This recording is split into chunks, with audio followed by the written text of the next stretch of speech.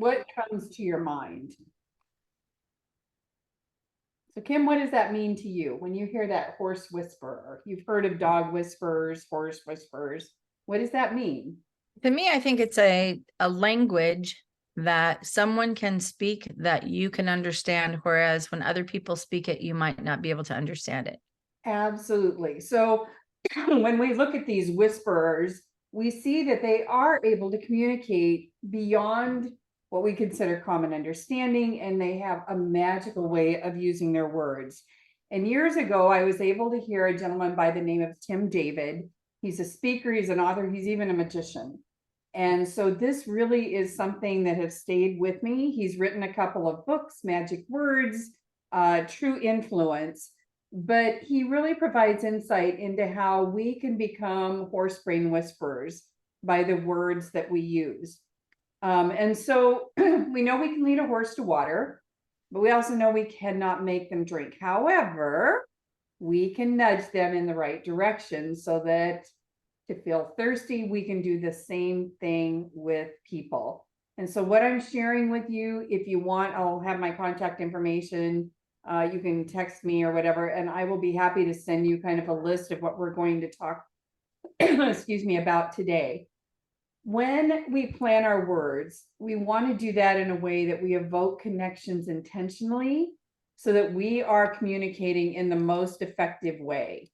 And so when we do this, we want to make them feel differently. This will be different. I like this person and this will be fun. And so you've been around those people that you're like, man, I could just listen to this person talk forever. And I know that sounds weird in real estate, but just understand the person who asks the questions is the one who directs the conversation.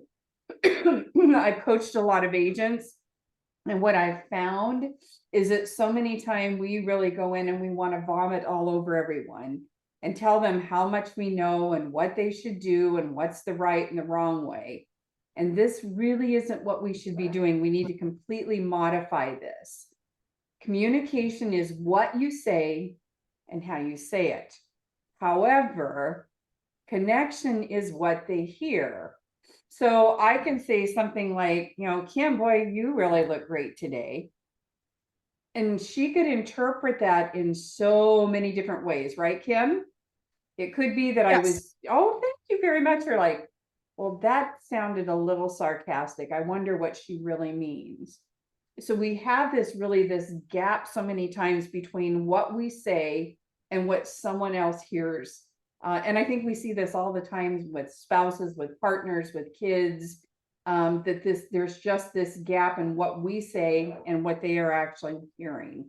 So I'm going to share some strategies with you to make better connections and hopefully increase your conversions with your clients. So the best thing to do is to start with, I need your help.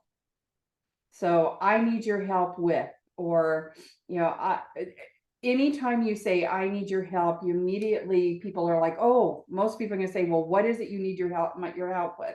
How can I be of help to you? So always start with those words. And again, if you want all this information, let me know. I'm happy to send that out to you.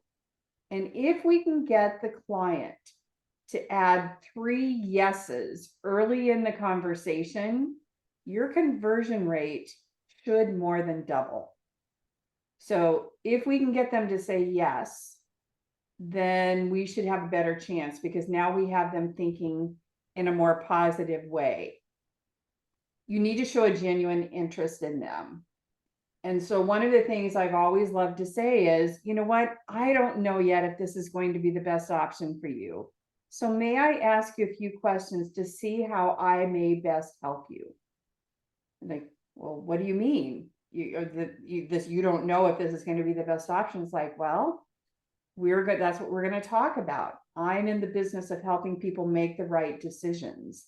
And so as we talk today, I want you to know that's my focus. And we may find that this is not the best option for both of us.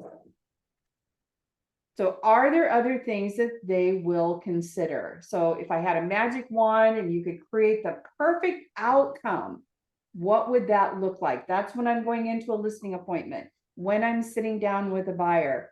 So if I had a magic wand and we could create the perfect outcome, what would that look like? Well, I'd like to buy a 4-bedroom, 3-bath house in Scottsdale, and I don't want to spend more than $150,000. So we know what our inside voice says, but what we need to do is we need to always go deeper. Well, tell me more. And could you be more specific about that? Well, I've heard that you can buy really good deals that I could fix up for $150,000 in Scottsdale. It's like, okay. And again, we have to be careful not to jump in and say, are you crazy? That's not realistic. Well, what is important to you about that? Well, living in Scottsdale is really important to me. And why 150,000? So you've got to dig deeper. It's like, well, Susan, I have lots of money. I'm just looking for a really good deal.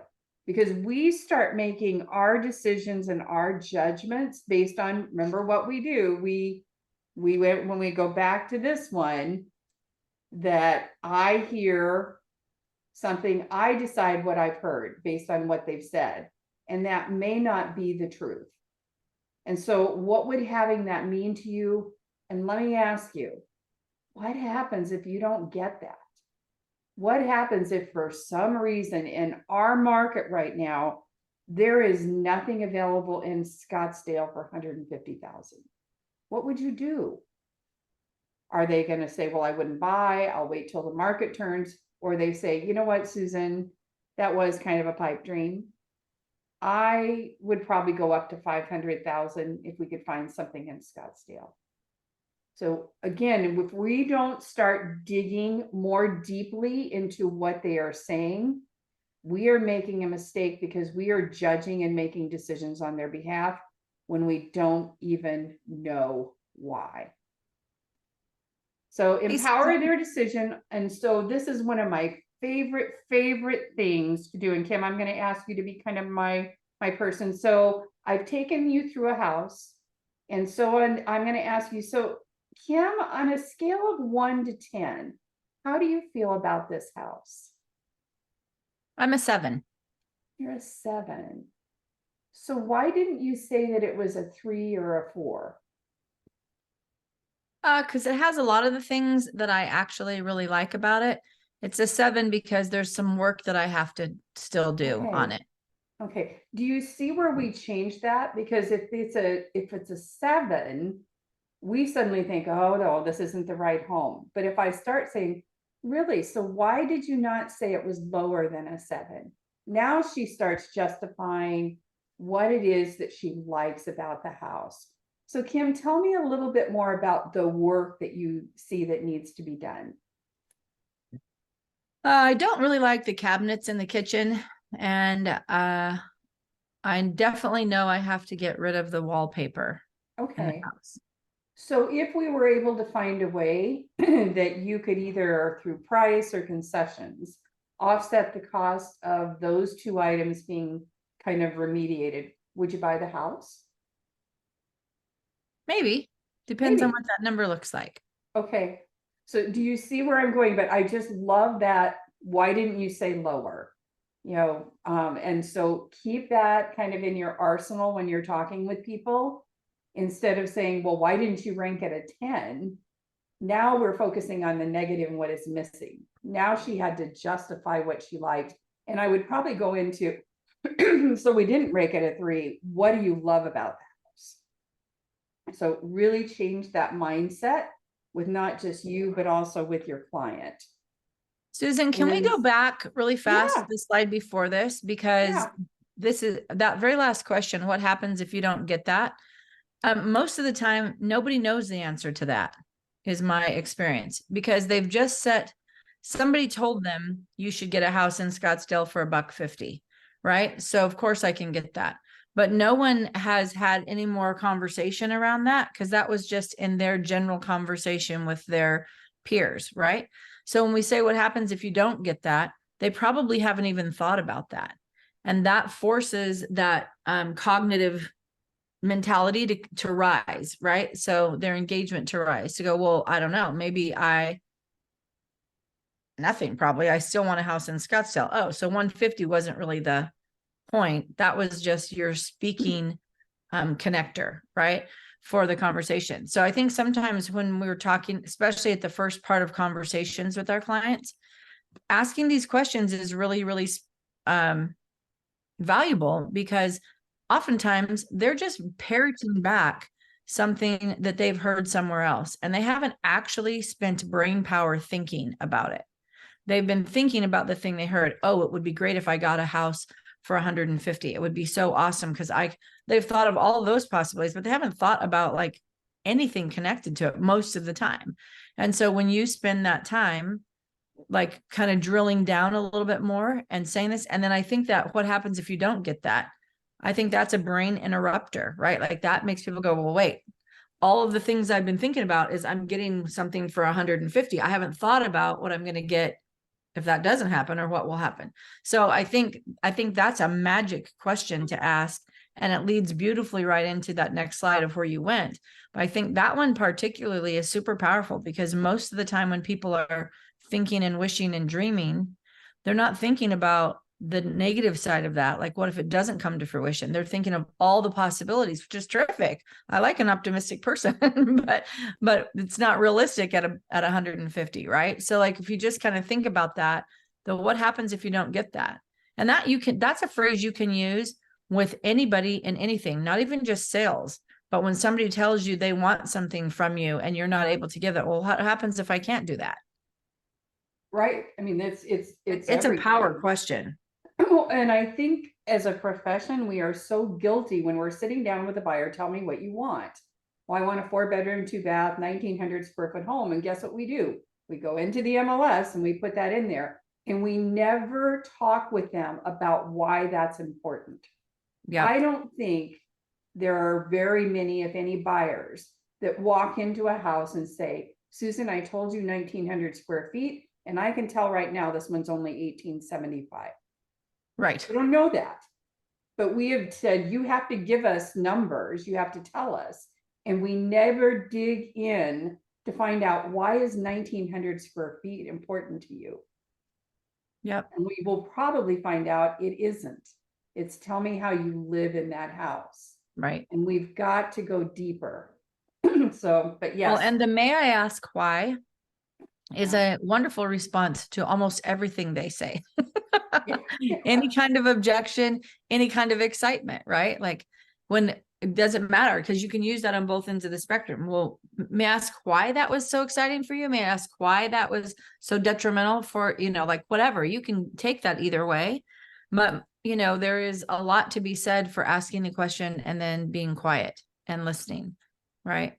Right. And when I am meeting with a buyer or a seller, one of my first questions is, tell me about the experience that you've had with real estate professionals. Right. It's a good one. So, and it's like, I want to know, tell me what completely blew you away. And then tell me what you would have changed if you'd had that magic wand. And this is where you start going deeper and deeper. Because if they tell me, well, we love this because they send us a text 20 times a day, but what we didn't like was this. Now I get to decide, number one, whether I want to move forward with them, but more importantly, how am I going to engage with them? How am I going to be that real estate whisperer for them that really honors what's important to them and to make up for any deficits that maybe they've had in the past? Yeah, it's good. All right.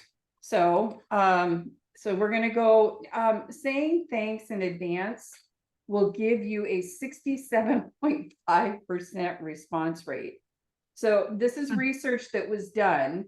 And so when you do things, and this could be in your writing, it could be in your text, it could be in when you're talking to someone, but when you say thank you in advance, you get a response. Your response rate, if you look at your subject line in an email and you put that in there, they are much more likely to open that up and respond. So it could be thanks in advance, thank you, cheers, kind regards, best regards, best. But that thanks in advance, I want you to kind of start watching the emails that you receive and just see if you're seeing someone using this in order to get you to open up that. Hopefully it's not a, a bad email. But really look and see if you're starting to do that, and put that in your subject lines, see if you get a higher response rate.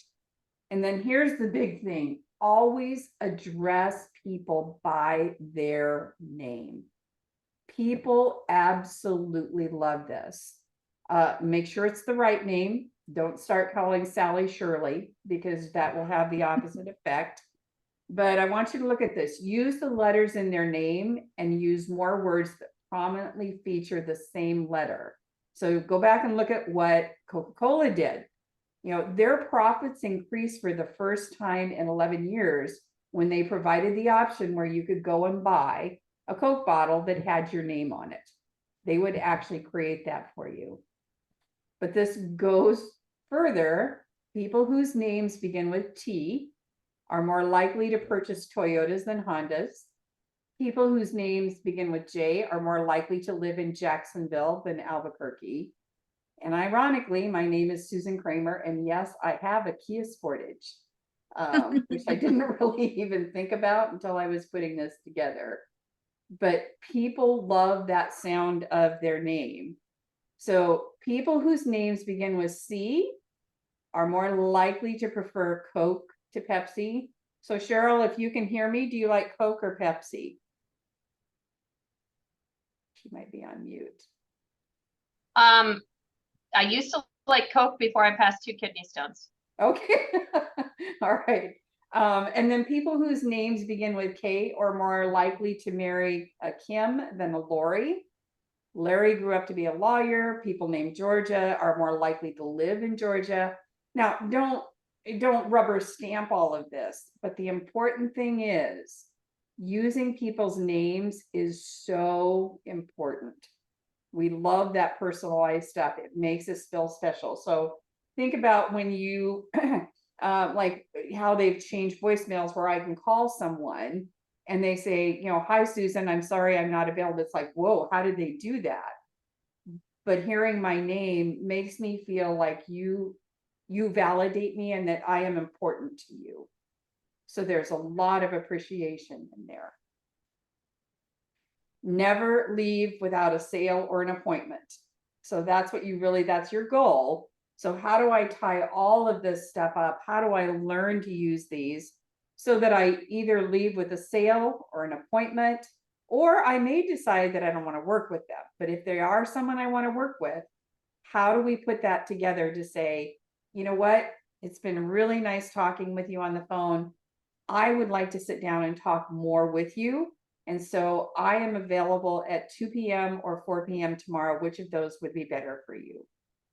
Because the one thing I'm not going to do is say, well, when would be a good time for us to get together? Because now I'm going to hear, well, I got to get the kids and I've got a doctor's appointment. It's like 2 or 4 tomorrow. Well, neither of those work for me. Okay, perfect.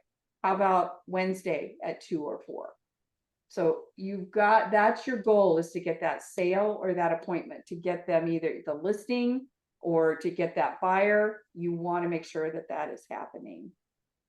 And so what are you thinking about? What is this kind of opening up for you? What have you received? Hopefully something today that's going to make you better at communicating, not in a way to manipulate people, but to me, it's a way to really honor them and treat them like they are gold. So what are some thoughts you have so far?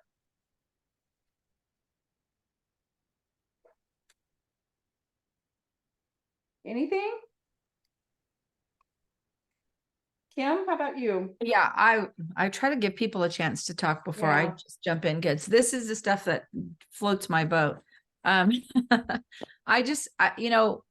number one reason that relationships fail is communication, right? And it's communication about finances, communication about the kids, it's communication about what I really want and what I really need. And so we see that. And I don't mean just in marriages, I mean friendships, right? And so business relationships, friendships, communication with our children, with our neighbors, like communication is just a monumentally important tool. And I think we don't pay enough attention to it because we just kind of mill about through our life. And sometimes our brains are working way faster than our mouths. And so that doesn't work. And sometimes it's the other way. Sometimes our little mouths are going way faster than we say things, we go, oh, I didn't mean to say that out loud. But I think, this communication and effective communication, Susan, you just said something that I thought was great, was to use these as tools, but it's not from a manipulative perspective. And the real truth is, I believe effective communication is actually effective leadership. And so it's not that you're manipulating someone and trying to trick them into saying yes and all of these things. What you're doing is appealing to them so that you can help guide them through something that they have asked you to guide them through. No one's going to you can't force someone to buy a house they don't want to buy. Like, we don't have that power. You can't force an agent or a seller to put their house on the market in your listing. So get that part out of your head. You're not manipulating and twisting them into doing something they don't want to do. You're leading them down a path that they've asked you to lead them down. And so when I think about like this kind of communication and asking the appropriate questions, it's not manipulation. It's not manipulation at all. It is actually leading them so that you can come to service for them to achieve the goal that they initiated and set out in their communication with you. And so I think, when we think of it like that, it helps us go, oh, I'm not being tricky. I'm not being manipulative. I'm actually stepping into my leadership abilities and helping people by guiding them through this. And you're clearing a lot of the dust. Like some of this horse whisperer stuff is you're breaking things down to be able to speak to them in a fashion that they can understand about what's important to them. And I think when we listen and then we communicate and use these tools, we help guide them in a much smoother way for them. It's a less convoluted way for them to process through all of this. And I think it leaves this feeling with them that I really felt like this person heard me and listened to me. Yep. And so again, it's not that manipulation. But I always like to share, this is one of my favorite stories about how we need to dig deeper and ask more questions. And I had it was an auditor that came in when I worked for a school district. And he was telling us that his 4-year-old daughter was in the car with him, and she had asked him this question. She said, "Daddy, does sex hurt?" And he was like, oh my gosh, she's 4 years old. How do I tell her about the birds and the bees and everything? And he didn't say anything. And she says, "Daddy, does sex hurt?" And he's like, well, tell me more about why you want to know that. And she said, "Daddy, I'm very frustrated. When sex bite you, does it hurt?" And so she was talking about insects. When they bite you, does it hurt? And so he said, "Susan, I had like this 30-minute presentation on how I was going to tell a 4-year-old about what I heard. And by digging deeper, thank goodness I didn't have to have that conversation." So just understand, when you hear those questions, don't start judging. Don't start making those decisions right away. Dig a little deeper, because chances are it could be something completely different than what you thought. For sure. So think about how you can use this information. If it's simply, in your newsletters, or in your emails, when you're sending it out to someone, put their hi Cheryl, hi Jaylene, that we put that in there so that we are making these more personal, and then asking those questions and not forgetting to say thank you. So a couple of books that he's written, Tim David, Magic Words, True Influence. It really takes us even deeper. But this was probably back in, I bet it was 2008 that I first heard his presentation. It's something I've never forgotten. But I'm open for any questions, any comments. Otherwise, Kim, I will turn this back over to you. Yeah. So you guys, thank you. How will you guys use this? Like, these are just some pretty simple questions. Can you scroll back, Susan, please, to just the questions that were bounced up there? Yeah. Dun, dun, dun, dun. And by the Oh. way, my name is Kim and I married a guy named Kelly. So there's that, right? Yes. Craziest. A little further. Oh, so go back further. Yeah, because I think it was the questions. Yeah, tell me more. Could you be more specific? So these aren't like weird canned phrases that don't come out of your mouth typically, right? So the reason I bring this up is a lot of times, I hear people say, "Oh, I don't want to use a script because it's so unnatural. It doesn't feel comfortable." Really? You don't say things like, "Huh? I didn't understand." This is just a different way to say that, right? Like, could you be more specific? Tell me more. These aren't like, $10 words. These are common vernacular for people. What would having that mean to you? Why do you want that? Right? Like, how important is this to you? So when you start asking questions like this, you guys, it becomes, there is something in my old coaching with Mike Ferry, years and years ago, he did a thing where he talked all the time about MMFI, right? Make me feel important. So when you're talking to people, make them feel important. When you're asking these questions, you're sending a message that you care about them and that you really want to serve them at a higher level. If this feels awkward, you're probably not doing your whole job correctly. If I can just be super blunt about it. If you can't ask these questions and feel good about asking them, then you probably shouldn't be asking any questions, and you probably should not be serving people on this level, because these are questions that are super necessary. Number one, they're necessary for yourself. If you just look at it from a very self-serving perspective, the more questions that you ask, the better you're going to be able to manage your time, and like what houses you show them if it's a buyer, or how much time you spend with negotiating contracts that they're not really interested in engaging in. But you didn't ask the question, so they didn't offer the information. And I think sometimes we think, oh, it's interesting because the client never told me that. And the truth is, you're right. But you also probably never asked them that. It wasn't that they were hiding something from you. It's that you didn't do your job to dig deep. So these are really easy questions, super easy questions. What happens if you don't get that? What would having that mean to you? What is important about that? Could you be more specific? Tell me more. May I ask why? Right? These are phrases that you would use and questions that you would use just to dig deeper in a relationship. Let's forget the sales cycle for a second. When you introduce somebody or are introduced to somebody, your small talk of getting acquainted, right? Well, tell me about your family. Tell me about your neighborhood. Tell me about your job. Like, where did you grow up? These are all questions that you would ask. And what that's signaling. So remember, you're saying things and they're receiving things. But the more questions you act like this, when you have good eye contact and you're comfortable with them, that's giving them this sense of safety, right? You've created this really safe environment for them to actually share.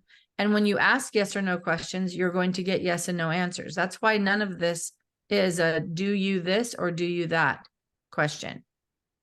I could ask the same things, right? By saying do, which is going to evoke a yes or no. But these questions are open-ended questions. That invites more discussion and more information. And the more you go, I heard last week at Built How, I was reminded, my grandma used to say this, but listen and silent have the same letters. They're just scrambled up.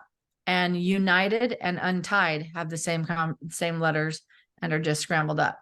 So when you are actively working with someone in communication purposes, and you're building that relationship with them, you're building safety. This is your foundational platform to be able to let them be honest with you when they go to see another house that you seem to be very excited about. Maybe they aren't. They need to be able to be safe enough to ask you or to give you more information, right? So I just want to encourage you guys, if you didn't write these questions down, you need to write them down. And I'm going to challenge you today, wherever you go, try to ask these questions. Pick two. Go to the grocery store and ask them for something, and then ask them to tell you more. Go to a restaurant, ask them, what's the best thing on the menu? Tell me more. Why do you like that so much? Like, I don't care. Just start using it in your everyday vernacular, in your everyday conversations, because the more that you use these phrases, the more natural that they're going to just roll off your tongue. And you won't feel like it's a script, and you won't feel like it's manipulative, because the truth is you're asking questions. All of these questions have a purpose intended for them, right? So could you be more specific? Why do you need to be more specific? Because Susan's running an MLS search for 1,900 square feet, but maybe 1,500 is great if the layout is right, but you don't know that, right? So maybe if we can't find houses that hit that minimum of 1,900 square feet, well, maybe if we bounced a little bit, we could find one that was 18 and a quarter, and that's going to be perfect the way it's laid out. I've been in lots of 6,000 square foot homes where the layout is terrible and I'd never live in them. Right? So they don't know what they don't know. You're the leader and you're the guide. And so just start using these questions in your everyday life. So if you didn't take a screenshot or you didn't write them down, do it now, because these are things that are going to change. And when you say to your kids, did you have a great day at school today? What's that? Yes or no? Right? Could you be more specific? No. On a scale of 1 to 10, how was your day? Why wasn't it a 3? Right. So, yeah, Exactly. And that's a great example, Susan. That's a perfect example for that. And you can do that with your friends. You can do it with your spouse. You can do it in a text message to someone. Like, just start using these, because this is how you're going to change the way that you communicate to be on a different level of effectiveness, which is going to yield you and your client the ultimate result that they're looking for. But if you don't utilize that and start building that now, you're going to be spinning your wheels a lot. They're going to feel like they weren't heard. They're going to feel like you didn't actually care. You were only the guy out for the commission, and we had to do all the work ourselves. We're the ones who sent her the listings that we found. And of course, they're nothing like the search that you set up, because that's not what they told you, but you didn't ask the rest of the questions. So well, and I think work that on that forever. Yeah, with buyers, one of their biggest complaints with real estate agents is you didn't listen. So Right. one thing I'm going to encourage you to do is, when you're going out doing a listing presentation or meeting with a buyer, is just very subtly, every time you ask a question, just put a little hash mark on your paper. And then, good. yeah, if you want to record it, you can, and go back and listen to it. I always tell them it's so that I don't have to write a lot of notes, but just put those hash marks down. And when you get to the end and you're like, oh my goodness, I only asked 3 questions. We know who was doing all of the talking. And you don't know enough about that, that client.